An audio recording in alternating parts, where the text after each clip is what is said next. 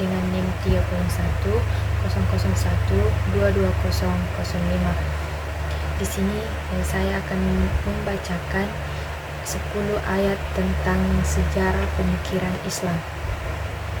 Di mana itu Islam, seperti kita ketahui bersama, sangat mendorong manusia untuk berpikir. Hal ini dapat kita temukan baik dalam Al-Quran maupun hadis Nabi.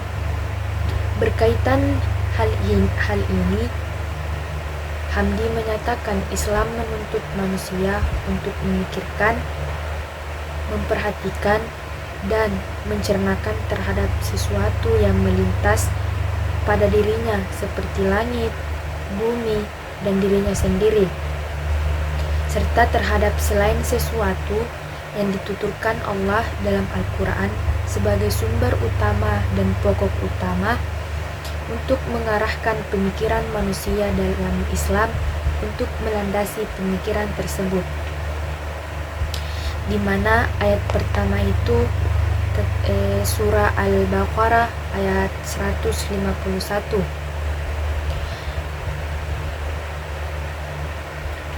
Kama arsalna fikum rasulan minkum yatlu alaikum ayatina wa yuzakkikum wa yuallimukumul kitaba wal hikmata wa yuallimukum ma lam takunu ta'lamun.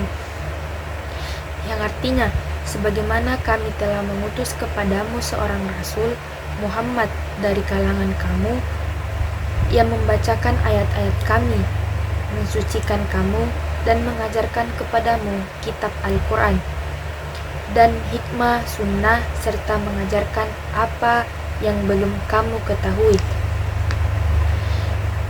Sedangkan ayat kedua surah An-Nahl ayat 11 yang berbunyi,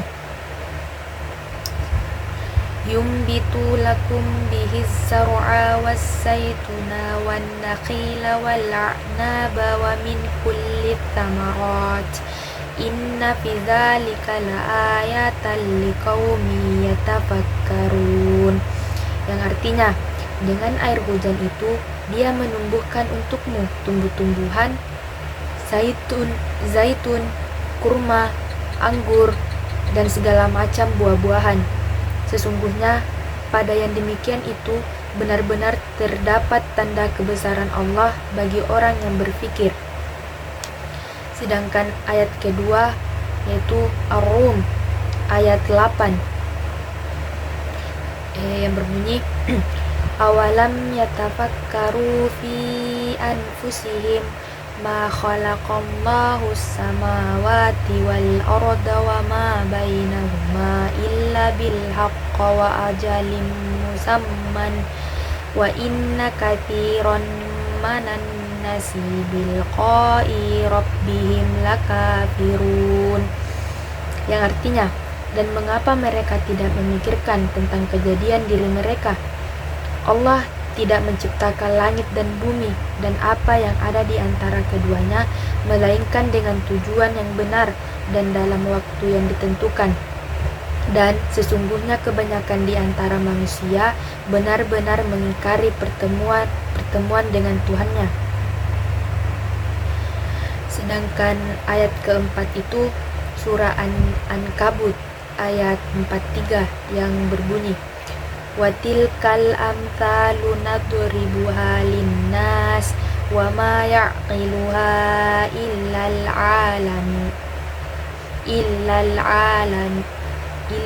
alimun.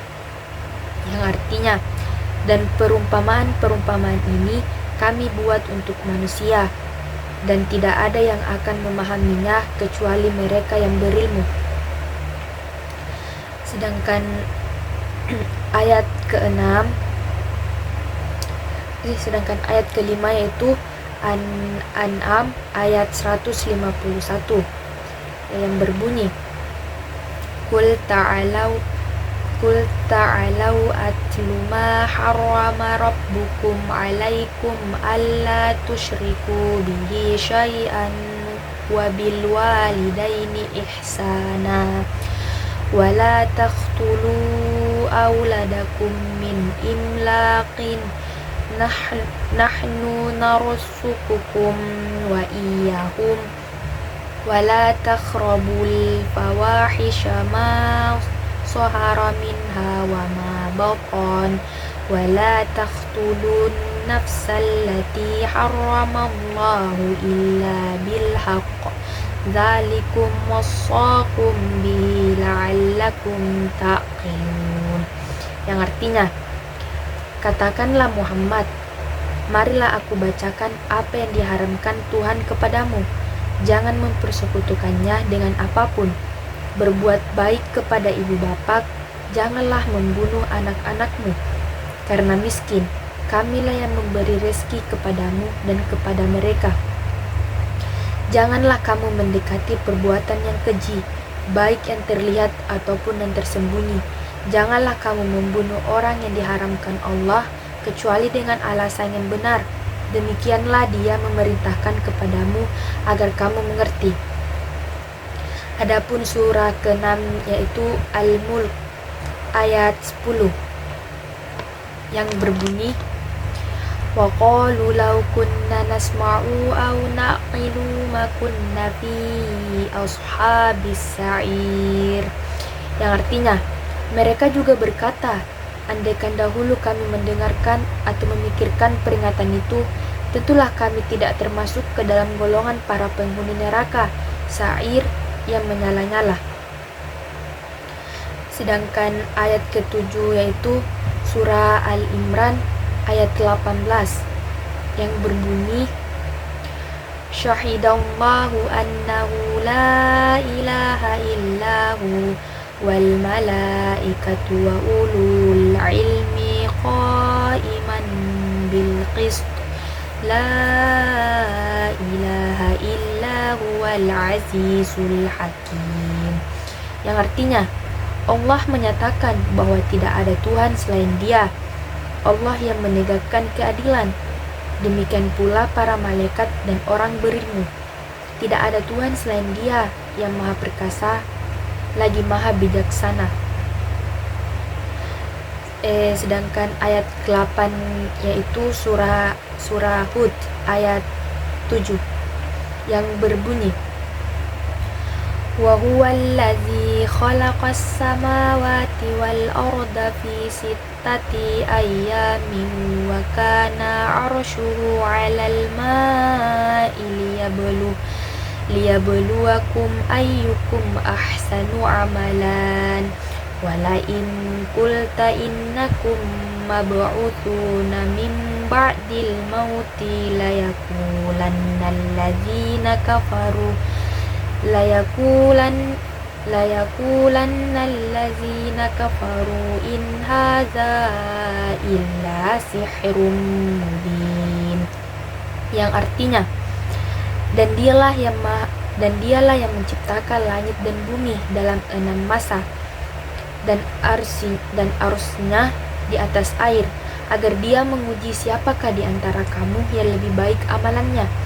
Jika engkau berkata kepada penduduk Mekah, sesungguhnya kamu akan dibangkitkan setelah mati, niscaya orang kafir itu akan berkata, ini hanyalah sihir yang nyata. Sedangkan ayat ke-9 yaitu surah Al-Imran ayat 7 yang berbunyi, wallazi anzala 'alaikal kitaba minhu ayatum muhkamatun hunna ummul kitabi wa ukharu mutasyabiha fa ammal ladzina fi qulubihim zaygu fayattabi'una ma tashabaha minhu ibtigha al-fitnati wa ibtigha ta'wili wa ma ya'lamu ta'wilahu illallahu warasikhuna fil ilmi wa yaquluna umanna bih kulla min indi rabbana wa ma yadhakkaru illa ulul albab, yang artinya dialah yang menurunkan kitab Al-Quran kepadamu Muhammad. Di antaranya ada ayat-ayat yang muhkamat, itulah pokok-pokok kitab Al-Quran, dan yang lain mutasyabihat. Adapun orang-orang yang dalam hatinya condong pada kesesatan, mereka mengikuti yang mutasyabihat untuk mencari-cari fitnah dan untuk mencari-cari takwilnya, padahal tidak ada yang mengetahui takwilnya kecuali Allah. Dan orang-orang yang ilmunya mendalam berkata, kami beriman kepadanya Al-Quran, semuanya dari sisi Tuhan kami, tidak ada yang dapat mengambil pelajaran kecuali orang yang berakal.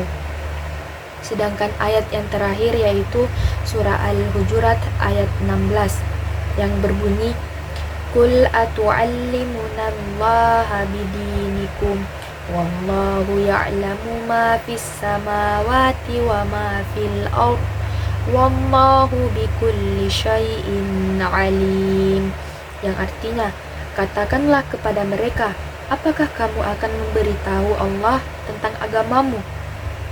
Padahal Allah mengetahui apa yang ada di langit dan apa yang ada di bumi, serta Allah Maha mengetahui segala sesuatu.